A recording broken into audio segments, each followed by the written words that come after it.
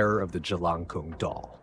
In a small village on the outskirts of Jakarta, there was a legend about the Jelangkung, a doll used to summon spirits.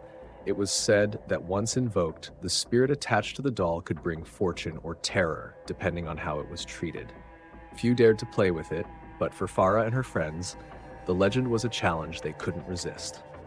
One rainy evening, Farah, Rina, and Anton gathered in an abandoned house rumored to be haunted. They brought a makeshift Jelangkung doll crafted from sticks, cloth, and a coconut shell for its head.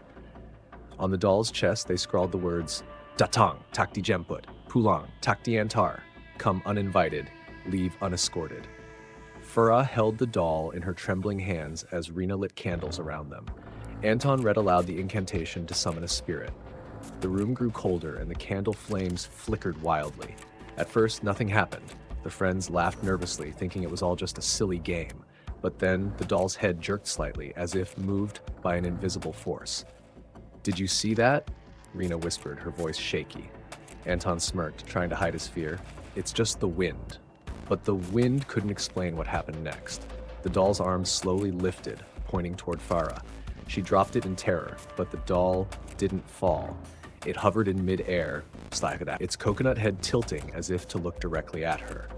The friends screamed and ran out of the house, leaving the doll behind. They vowed never to speak of what they had done. That night, Farah struggled to sleep. Her room felt unnaturally cold, and she could hear faint whispers coming from the corner.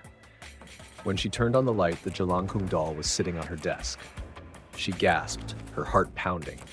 "No, I left you there." The doll's head turned toward her, and its mouth, crudely drawn with charcoal, began to move. A raspy voice echoed in the room. "You called me. I won't leave." Farah screamed and ran to her parents' room, but when they checked, the doll was gone. Her parents dismissed her fears as a nightmare, but Farah knew what she had seen. Over the next few days, strange things began to happen. Farah's belongings were moved or destroyed, and she heard footsteps in the hallway at night. Rina and Anton reported similar experiences. Rina woke up to scratches on her arms, and Anton's bedroom mirror shattered without explanation. Desperate, the friends sought help from a local shaman. He scolded them for their foolishness. "The Jelangkung is not a toy. You've invited a restless spirit, and now it's bound to you."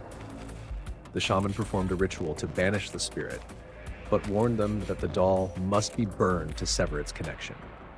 They returned to the abandoned house to retrieve it, but when they arrived, the doll was gone. To this day, Farah, Rina, and Anton still hear whispers in the night, reminding them of the spirit they summoned and could never truly escape.